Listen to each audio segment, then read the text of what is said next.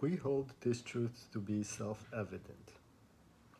As a communication instructor and forensic speech and debate coach, we're confronted, or I'm confronted, with trying to explain the simple realities to my students, and often the simple reality isn't that simple because we find ourselves in the time and place where just about everything has double or triple meaning, which means truth is no longer truth, and self-evidence is really dependent on, well, is it self-evident to whom, for whom, by whom? And I guess the lines from the Declaration of Independence play that critical role because it continues saying that all men are created equal.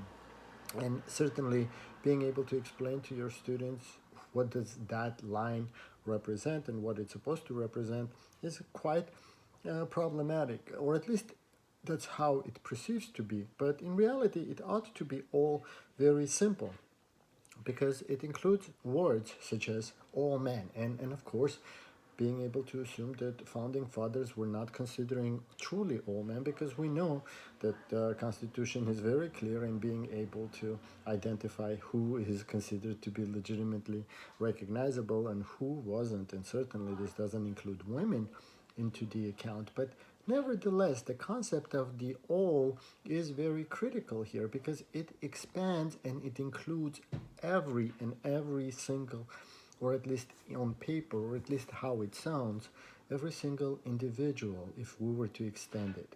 And the argument then becomes, but they didn't extend it to everyone.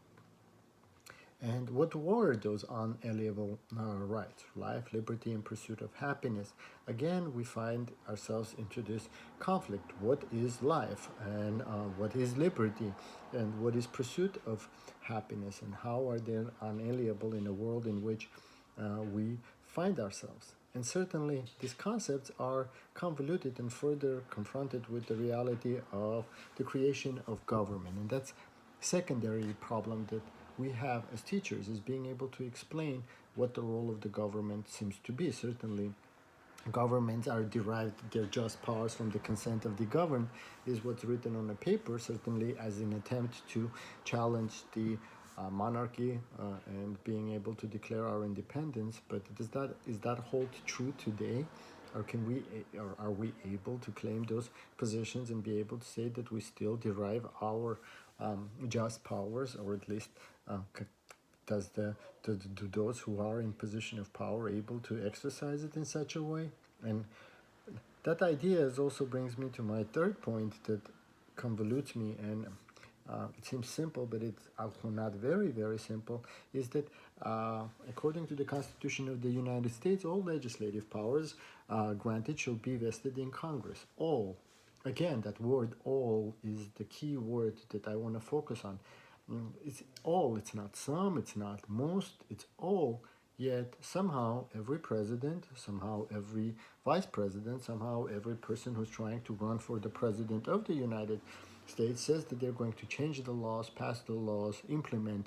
Implementation is the branch of the executive power, but it is massively problematic when all of those people who are going to be running for the president of the United States come out to the national debate podium and promise that they're going to actually break the laws. And interestingly enough, it seems to be, or should be, simple enough that somebody should ask, hey, Mr. or Madam, soon to be president or running to be the president, or whatever happens to be the case, do you understand that you are standing here on a national podium and promising that you're going to do something that is opposed to the Constitution of the United States, thereby actually promising that you're going to violate the exact same oath that you're going to be taking if you are lucky enough to be victorious in this particular election cycle. And then once you are elected, you're going to break your promise, or you're going to break your oath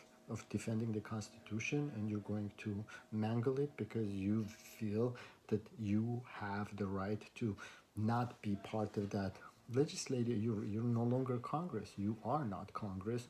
You're the executive branch. And it should be simple, and it should be real, and it should be clear, but it's not. Clearly, it's not understandable nor used as such a way. And this makes me think about further the notion of what all supposed to be. And here I'm thinking about bell hooks. I'm thinking about bell hooks because her claim is that all people are agents of the domination, right? Like, because we create the cycle in which all people are contributing factors. But certainly that focus and certainly that particular phrase of all is dismissed, because all of a sudden it becomes a contest of who is more involved in it and who is less involved in it. Interestingly enough, the problematic nature of those who are the cogs of the machine that allow the domination to continue are just as intricate and probably even as responsible as those who implement the systemic domination of each other and others specifically.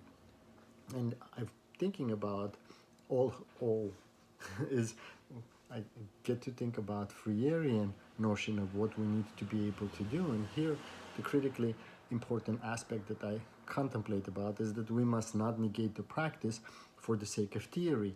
Even Freire, who talks about the banking of education and specifically how we monetize and create some certain notions that are going to be used, challenges the idea that we probably should be incorporating these things, because if we don't, we put ourselves in a position that we're reduced to theory from pure verbalism or intellectualism, right? Because if we remove the things that work, then all of a sudden all we have is the idealized version of what we want to express. And if we reject the idyllic version, then all we're going to have is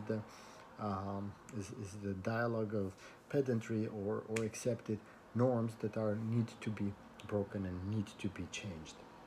And interestingly enough, this notion that we need to not be able to allow ourselves to embrace anything in its totality is essentially what brings us to these problems of which truths we ought to hold to be self-evident. Because if we can't agree about what the truth is and we can't agree what is self-evident, we find ourselves in this continuous conflict where violence is going to be endemic to our existence, and teachers are always going to have the problem of trying to be able to explain to their students what truth ought to be.